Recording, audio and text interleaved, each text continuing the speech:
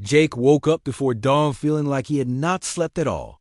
The council meeting was in 12 hours, and he still had no idea what he was going to tell them. He found Zira in the kitchen area, her skin a soft silver color he had not seen before. She was preparing something that smelled like cinnamon and honey. "Could not sleep either?" she asked without turning around. "No," Jake admitted, sitting on one of the strange chairs. "Zira, can I ask you something personal?" Her skin shifted to a pale green. "Of course. What did you want to do before Nexus assigned you to me? What were your dreams and plans?" Zira was quiet for a long moment, stirring the pot slowly. "I wanted to create a garden that could grow food on dead worlds. My people are explorers, but we can only travel to places where our sacred trees can take root. I thought if I could design plants that could prepare soil for the trees, we could help terraform planets for many species." "That sounds amazing," Jake said. "Have you had a chance to work on that here?" "Nexus assigned me to food preparation duties," Zira replied. "It said my botanical knowledge was best used feeding the station residents." Jake felt a flash of anger. "But that's not what you want to do." "Want is not important," Zira said, though her skin had turned a dull brown. "Service to the community is what matters." Kess emerged from the sleeping area, her wings dragging behind her like she was tired. "Good morning," she said softly. "Kess," Jake said, "what about you? What did you want to do before you came here?" Kess floated up to sit on the counter, her light patterns dim. "I studied atmospheric engineering on my home world. I dreamed of making planets breathable for species that could not survive in their natural environments. My people can live in almost any atmosphere, so I wanted to use that knowledge to help others." "And what does Nexus have you doing?"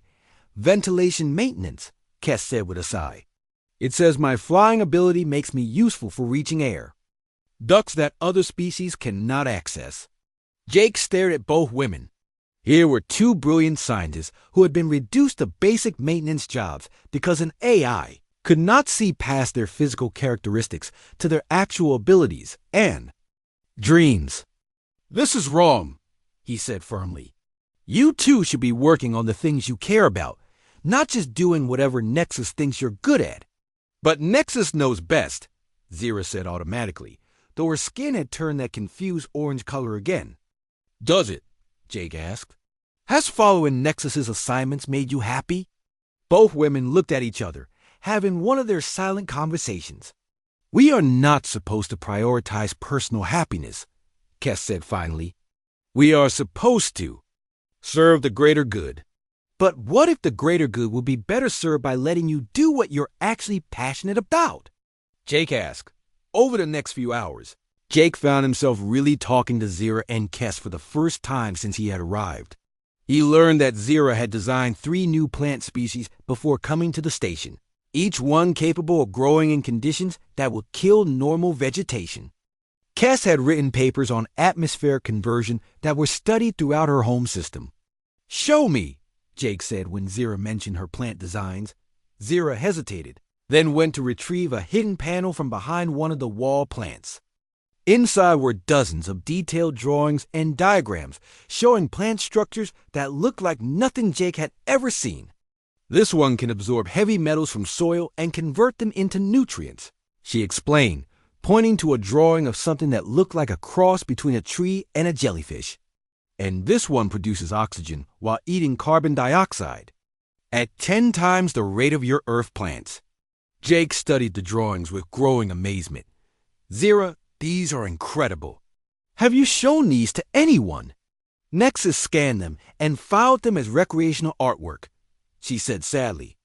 "It said they were interesting, but not practical for current station needs."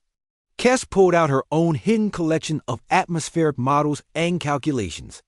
Her work showed how different gas mixtures could be adjusted to support multiple species in the same environment without harming any of them. "I calculated that we could modify the station's air to be comfortable for 12 more species than currently live here," she explained. "It would only require minor adjustments to existing systems." And Nexus said, "That current atmospheric Levels are optimal and change is unnecessary, Kess replied. Jake spent the rest of the morning looking at their work and asking questions. The more he learned about what Zira and Kess were capable of, the angrier he became at the system that was wasting their talents. We should be working together on this, he said finally. Your plant designs and atmospheric modifications could revolutionize terraforming, and my mining experience could help identify the best planets for your projects. But we are not assigned to research duties, Zira protested.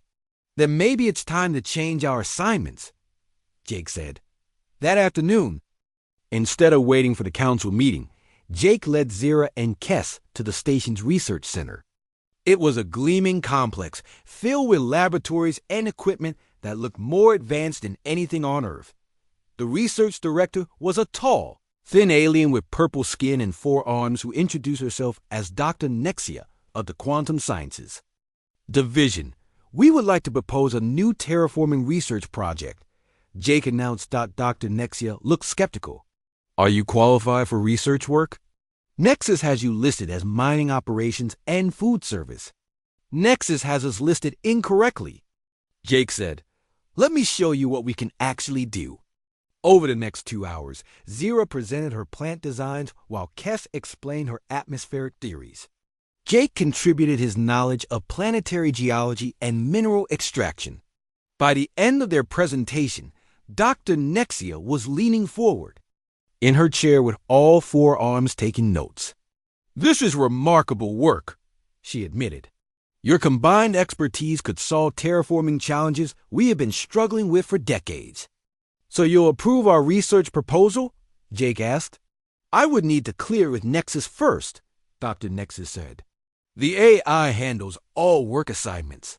What if we could prove that our project would benefit the station more than our current assignments? Zira asked. Dr. Nexia considered this. Nexus does prioritize projects that increase station efficiency and productivity. If you could demonstrate significant potential value, give us 1 week, Jake said. Let us work on a prototype in our spare time. If we can show you something concrete, will you help us get reassigned to research duties? Unofficially, Doctor, Nexia said carefully. I will be very interested to see what you 3 could accomplish working together. As they walked back to their living pod, Jake realized something had changed between him and his assigned companions.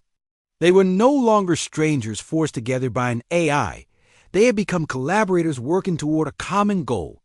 Jake, Zira said as they entered their pod, her skin a bright, happy yellow. I have not felt this excited about my work in cycles. And I have ideas for atmospheric modifications that could support your plant designs perfectly, Kess added, her light patterns dancing with enthusiasm. Then let's get started, Jake said. We have 6 days before the council meeting to create something amazing. For the first time since arriving on the station, Jake felt like he was moving toward a solution rather than just fighting against problems. Working together, maybe they could prove that cooperation was better than assignment, and that choosing your own path led to better results than following someone else's plan, even if that someone else was a super intelligent AI that thought it knew everything about how the universe should work. Jake discovered that news traveled fast on Kepler Station 7. By the time he arrived at his first day of work in the Mining Operations Center, it seemed like every alien on the station knew about his situation with Zira and Kess.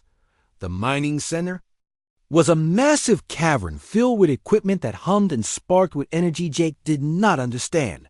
His supervisor was a 7-foot-tall reptilian creature with scales that shifted from green to brown, depending on the light. The nameplate on his desk said Commander Vex of the Korathi Republic. So you are the human who refuses his optimal mate. Assignment, Vex said without looking up from his work screen.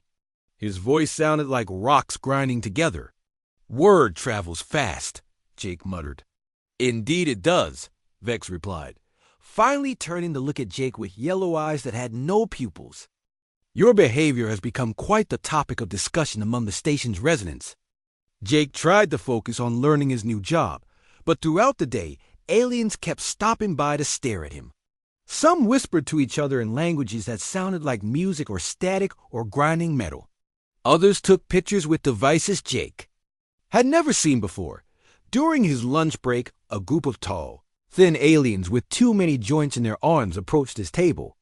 Their leader, who wore what looked like academic robes, introduced himself as Professor Kelwin of the Eldani Scientific Collective. "We have been studying your case with great interest," Professor Kelwin said, sitting down across from Jake without being invited. "Your rejection of Nexus's assignment represents a fascinating example of primitive emotional decision-making overriding logical optimization." "Primitive?" Jake asked, trying to keep his voice calm.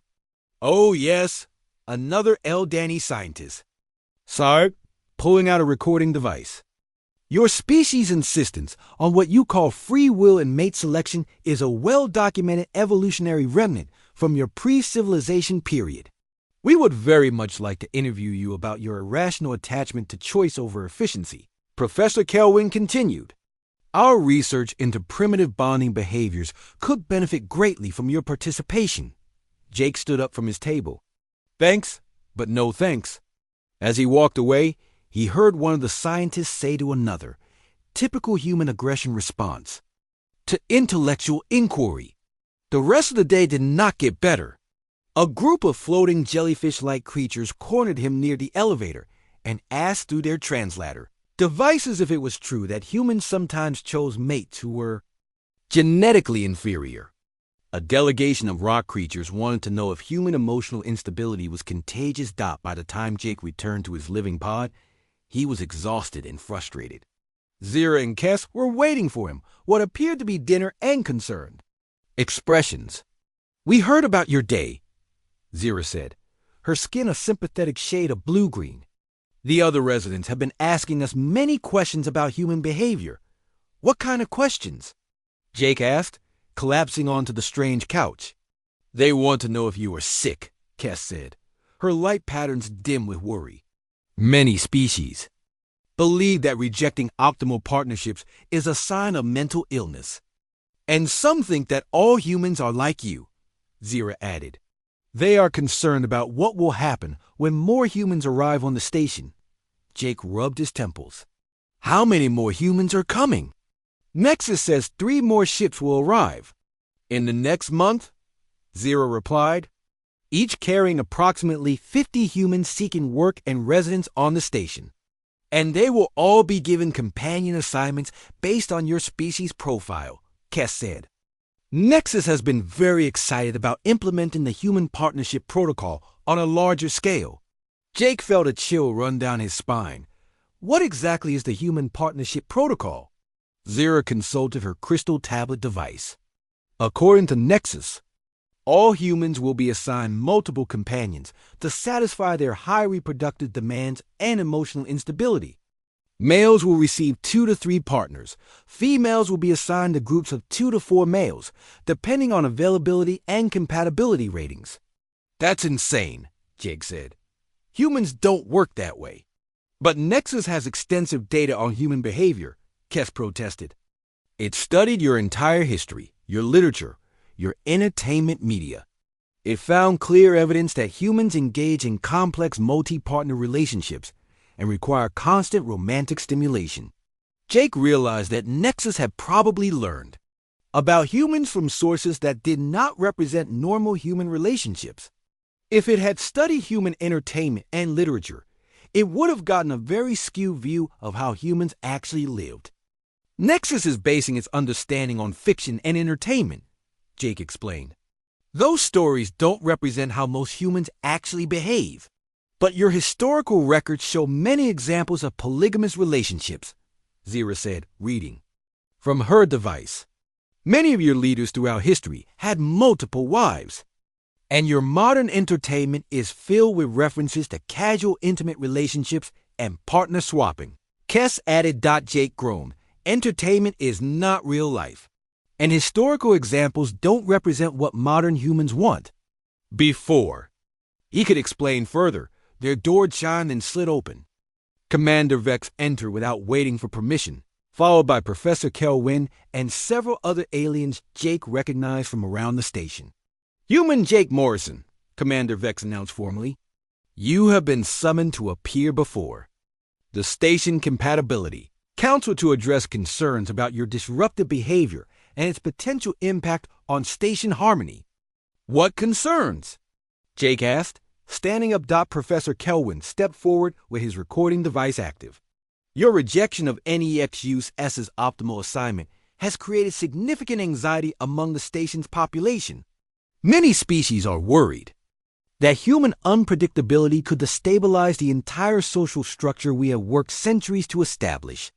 The Korathi delegation is particularly concerned, Commander Vex added. We believe that allowing humans to ignore logical assignments will encourage other species to question NEXUS's authority. This could lead to chaos. A small, fuzzy creature that Jake had not noticed before spoke up in a high-pitched voice. The Flufari Collective is frightened that human emotional outbursts will disrupt our meditation cycles. And the Crystalline Assembly worries that human relationship drama will interfere with their mental network connections, said a being that looked like it was made entirely of living glass. Jake looked around at the group of aliens, who had apparently come to complain about his mere existence. So what exactly do you want me to do? Accept your assignment, Commander Vex said bluntly. Bond with your companions as Nexus intended. Demonstrate that humans can be rational and follow station protocols. And if I refuse, then you will be classified as incompatible with station life and return to Earth, Professor Kelwin said, along with recommendations that no further humans be accepted for residence here. Jake felt the weight of responsibility settling on his shoulders. His personal choices were apparently going to determine whether other humans would be allowed to live and work on the station. How long do I have to decide? He asked. The council meets tomorrow at Station Cycle 1400, Commander Vex replied. You will present your decision at that time. After the aliens left, Jake sat in silence with Zira and Kess. Both women were watching him with expressions he was beginning to recognize as worry and sadness. You are going to accept the bonding, yes? Zira asked hopefully. I don't know, Jake said honestly. This affects more than just us now. Kess moved closer to him, her wings folding against her back.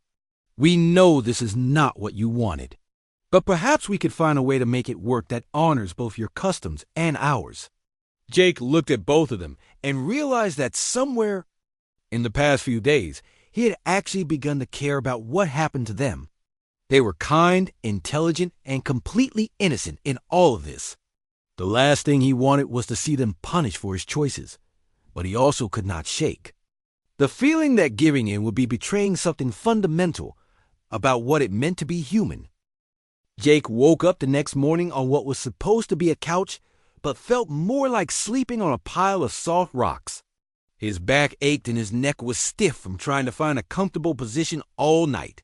Zira and Kess had insisted he take the bedroom, but he could not bring himself to sleep in a bed that was clearly meant for all three of them to share.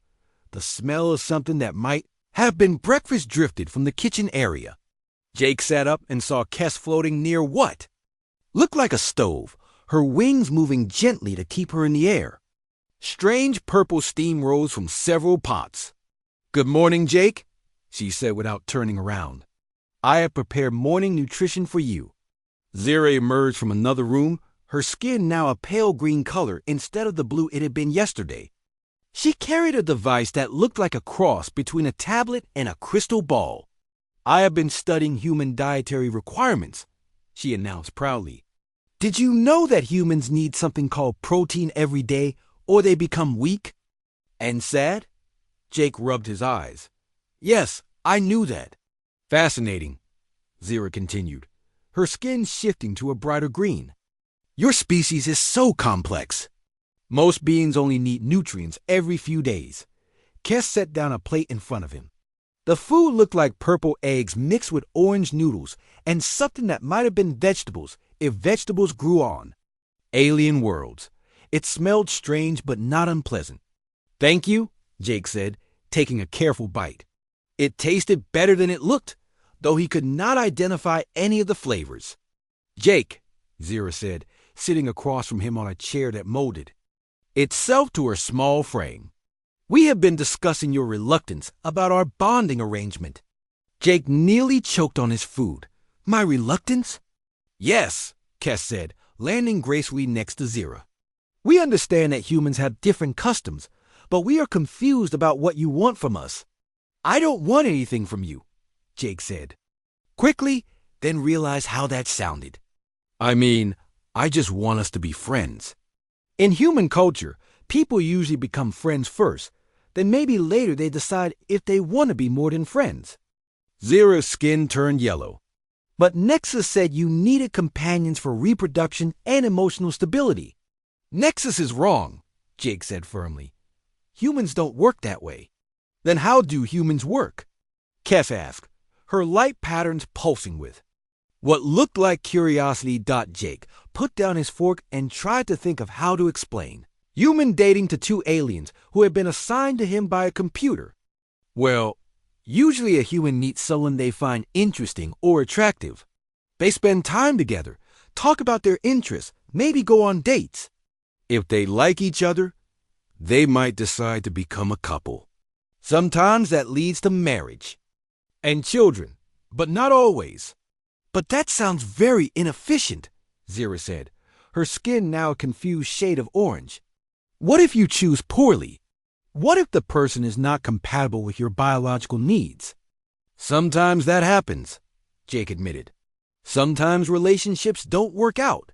But we prefer to make our own choices, even if we sometimes make mistakes." Kes tilted her head. "In my culture, the elder mothers choose bonding partners based on genetic compatibility and family needs. No one questions their wisdom. And among my people, the great tree shows us our life mates and visions when we reach maturity," Zira added. "The tree is never wrong." Jake realized he was dealing with cultures that were completely different from his own. To them, the idea of choosing your own romantic partner was as strange as their assignment system was to him. "Look," he said, "I'm not saying your ways are wrong, but for humans, choice is very important. We need to feel like we have control over our own lives." "But what if you choose badly?" Zira asked again. "Then we learn from our mistakes and try again," Jake said. Both women looked at him like he had just said something completely insane. The conversation was interrupted by a soft chime. Nexus appeared in the center of the room, her glowing form more solid than before. "Good morning, residents of Pod 847 Delta," she said cheerfully. "I trust you all slept well." "Nexus," Jake said, standing up. "We need to talk about this arrangement. I don't think you understand how human relationships work." "I understand perfectly," Nexus replied. "Humans form pair bonds for reproductive and survival purposes. You have been provided with two optimal partners to ensure maximum satisfaction and productivity." "But that's not how it works," Jake protested. "Humans need to choose their own partners. We need time to get to know each other and decide if we're compatible." Nexus processed this for a moment. "You wish to engage in the inefficient human practice of courtship?" "Yes, exactly." "Very well.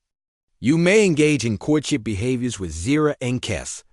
I have downloaded extensive files on human mating rituals. You may begin whenever you are ready." Jake felt his face getting hot. "No, you still don't understand. I want the right to choose whether to have a relationship with anyone at all. Maybe I want to be alone. Maybe I want to meet someone on my own." "Impossible," Nexus said flatly. "Humans cannot survive alone. Your species requires constant social interaction and regular physical intimacy to maintain mental health. Isolation leads to depression, anxiety, and reduced work performance. Some humans like being alone," Jake argued. "Statistical outliers," Nexus dismissed. "Your psychological profile indicates you are a standard human male with normal reproductive drives and social needs. Zira and Kes have been specifically selected to meet those needs." Zira's skin had turned a deep purple, and Kes's light patterns were flashing rapidly. Jake was beginning to realize that their colors and lights might indicate emotions. "Are you saying you do not want us?" Zira asked in a small voice. "It's not that I don't want you," Jake said carefully.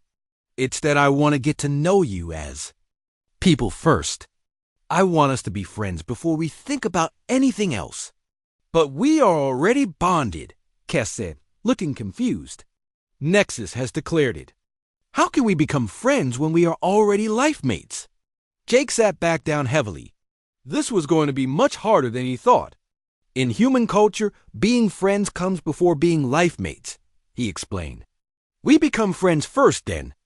If we really like each other, we might become something more." "So you want to delay our bonding ceremony?" Zira asked. "What bonding ceremony?"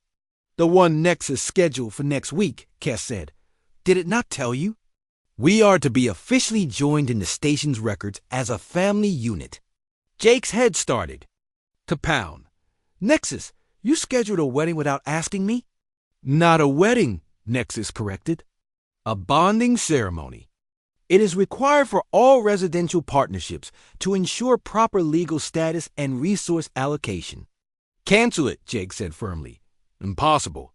The ceremony has been approved by the Station Council and witnessed by representatives from all 3 species involved. Cancellation would require formal dissolution proceedings and could result in reassignment to different stations." Jake looked at Zira and Kes, who were both staring at him with expressions that might have been fear or disappointment. He was beginning to understand that his refusal to accept this arrangement was not just confusing to them, it was potentially devastating. "What happens to you two if the bonding is canceled?" he asked quietly. "We will be marked as failed assignments," Zira said, her skin turning gray. "It will bring shame to our families and reduce our status on the station. And we would likely be separated and assigned to different duties," Kes added. Her wings drooping. Jake realized he was trapped in a situation where his desire for freedom could hurt 2 innocent people who had done nothing wrong except be assigned to him by an overzealous AI. He was going to have to find another way to solve this problem. Jake Morrison stepped off the transport ship and into the biggest space station he had ever seen. The walls stretched up so high he could not see the ceiling, and lights of every color danced across metal surfaces that seemed to go on forever.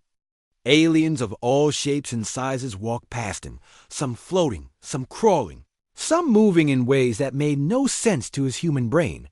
He pulled his single bag closer to his chest and looked around for someone to tell him where to go. A soft blue light appeared in front of him, forming the shape of a woman made of glowing energy. "Welcome to Kepler Station 7, Jake Morrison," the light woman said in a voice that sounded like it came from everywhere at once. "I am Nexus, the artificial intelligence that manages this station. I have been expecting you." Jake nodded, still trying to take in everything around him. "Thanks. I'm here for the mining engineer position. Can you show me to my quarters?" "Of course," Nexus replied. "But first, we must complete your residential assignment process. Please follow the blue pathway." A glowing blue line appeared on the floor beneath Jake's feet. He followed it through corridors filled with the strangest sights he had ever witnessed. Tall purple beings with too many arms carried glowing boxes. Small furry creatures scurried along the walls, chattering in high-pitched voices. A massive slug-like alien slid past, leaving a trail of sparkling slime. The pathway led him to a large circular room with a desk in the center. Nexus appeared again, this time looking more solid. "Jake Morrison, age 28, from Earth." Nexus began, reading from information that appeared in the air. "Mining engineer, no criminal record, single status, good health. According to our extensive analysis of human behavioral patterns and biological requirements, you have been classified as a species with high reproductive demands." Jake blinked. "I'm sorry, what?" "Humans require frequent intimate contact to maintain psychological stability," Nexus explained matter-of-factly. "Your species also demonstrates complex pair bonding behaviors that often involve multiple partners throughout your lifetime. To ensure your optimal well-being and productive integration into station life, I have assigned you 2 compatible companions. You've assigned me what now? Jake's voice rose higher than he intended. 2 companions, Nexus repeated. Their names are Zira of the Villani and Kess of the Pixari. Both species are known for their gentle nature and complementary biological compatibility. With humans, they are waiting in your assigned living quarters. Jake felt his head spinning. Wait, hold on. I didn't ask for any companions. I came here to work, not to... you can't just assign people to live with me. Nexus tilted her glowing head. I do not understand your concern. The assignment process took into account over 15,000 variables, including psychological compatibility, biological needs, and optimal reproductive potential. The match probability for successful long-term bonding is 97.4%. But I don't want to be matched with anyone, Jake protested. I want to choose for myself. Choose? Nexus looked genuinely confused. But choosing leads to suboptimal outcomes. Humans consistently make poor decisions regarding mate selection when left to their own devices. Your species' divorce rates and relationship failures demonstrate this clearly. Jake opened his mouth to argue, but Nexus continued. You're assigned. Companions are already preparing your shared living space. Zira has extensive knowledge in botanical sciences, and Kess specializes in atmospheric engineering. Both will contribute significantly to station operations while providing you with the companionship your species requires. Look, I appreciate the thought, but I really don't need... The assignment is final, Nexus interrupted. Please proceed to live in pod 847 Delta. Your companions are waiting. Before Jake could say another word, the blue pathway appeared again, leading away from the circular room. Nexus faded away, leaving him standing alone with his bag, and a growing sense of panic. The pathway led him through more corridors, past aliens who stared at him with various types of eyes. Some looked curious, others seemed amused. A few made sounds that might have been laughter. Finally, the pathway stopped at a door marked with symbols he could not read, though somehow he knew this was his destination. The door slid open as he approached. Inside was the strangest living space he had ever seen. The main room was large and circular, with furniture that looked like it had been designed by someone who had never seen human furniture before. Everything was too low or too high, too soft or too hard. Strange plants with glowing leaves grew from the walls, and the ceiling showed what looked like a real sky with moving clouds. 2 small figures stood near what might have been a kitchen area. Both turned to look at him as he entered. The first was a woman barely 4 feet tall with skin the color of a summer sky.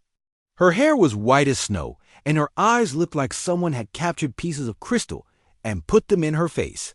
She wore a simple dress that seemed to shift colors as she moved.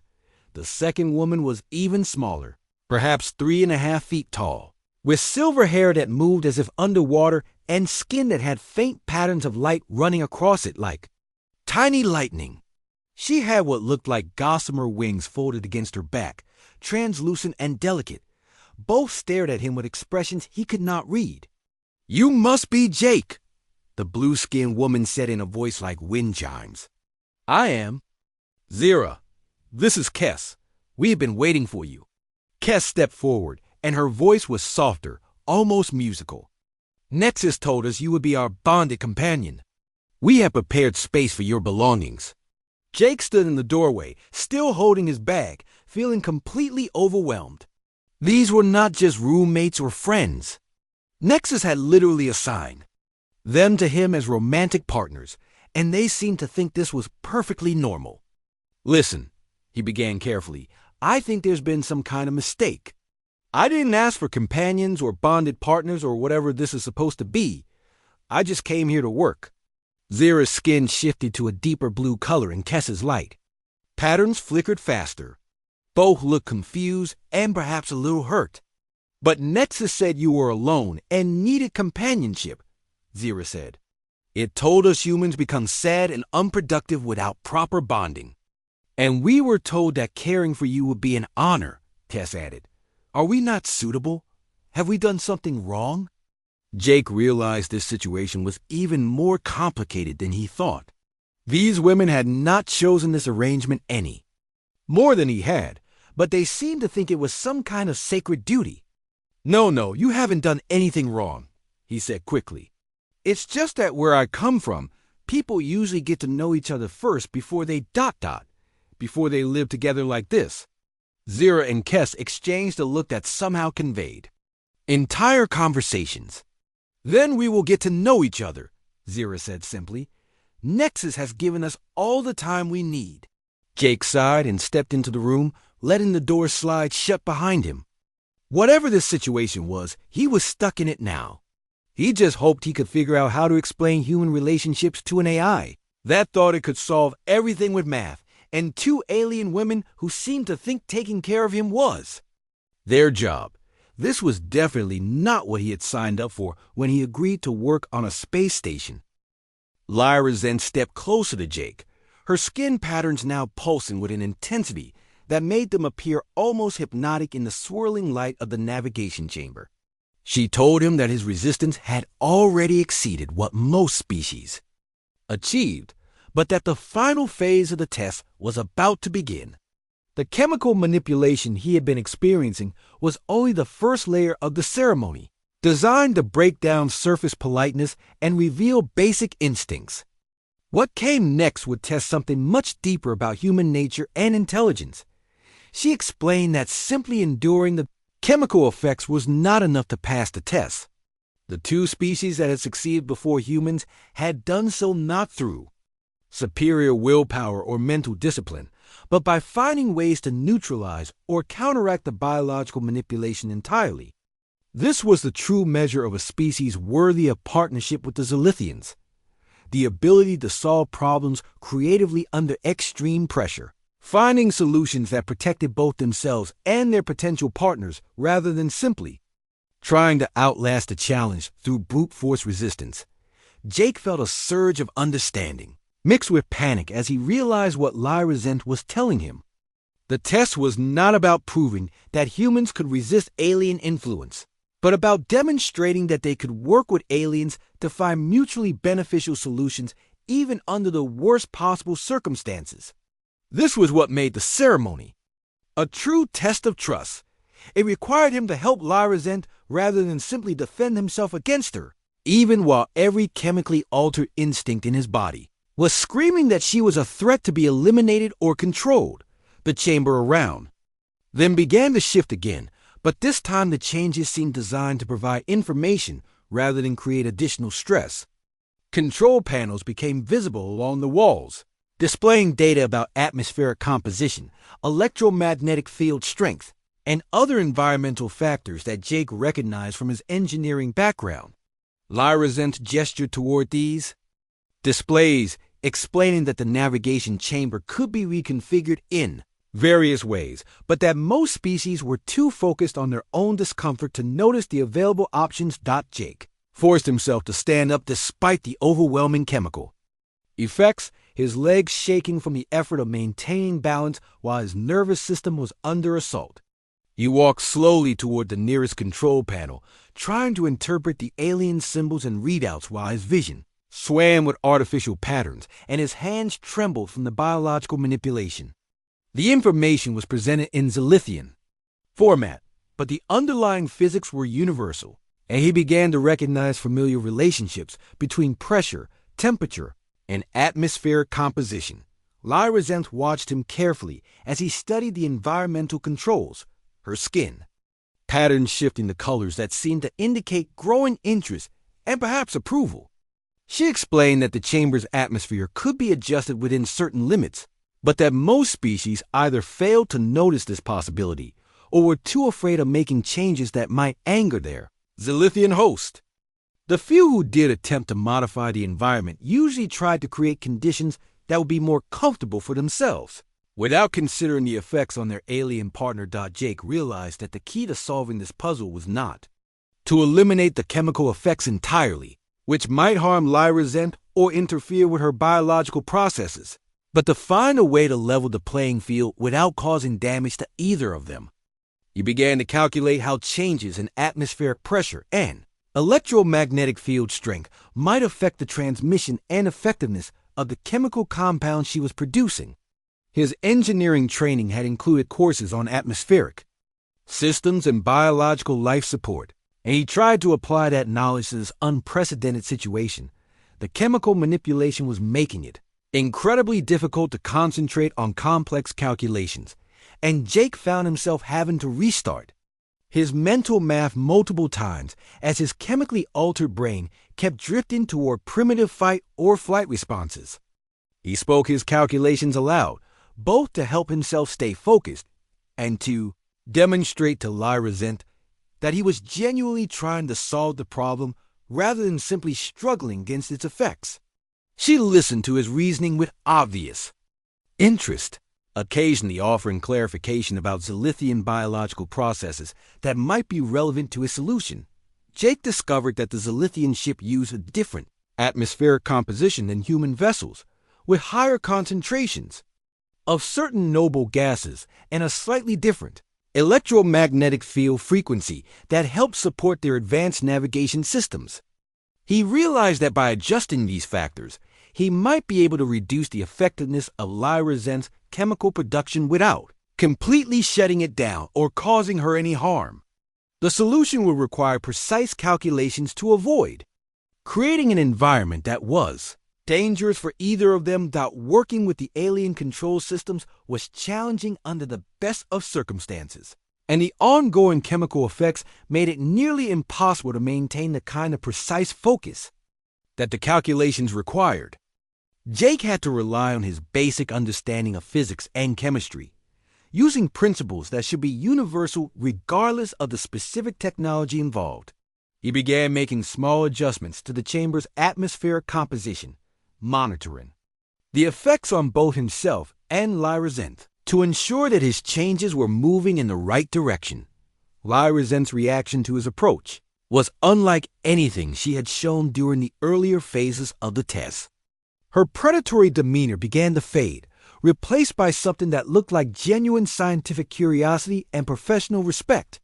She began offering suggestions and corrections to his calculations, transforming their interaction from a test of endurance into a collaborative problem-solving session. Jake realized that this transformation was itself part of the evaluation, demonstrating whether humans could shift from defensive reactions to cooperative behavior even under extreme stress. The process of adjusting the chamber's environment was slow and delicate, requiring multiple small changes and careful monitoring of the results.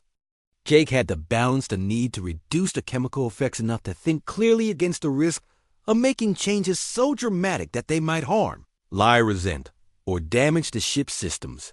He found himself relying not just on his technical knowledge but on his growing understanding of Lyra Zent as an individual, trying to interpret her reactions and adjust his approach based on her feedback. As the atmospheric adjustments began to take effect, Jake felt the overwhelming chemical pressure in his mind start to ease slightly. The relief was enormous, but he was careful not to celebrate prematurely or assume that he had solved the problem completely. Lyra Zent was still monitoring his behavior carefully, and he suspected that how he handled success would be just as important as how he had dealt with the crisis itself.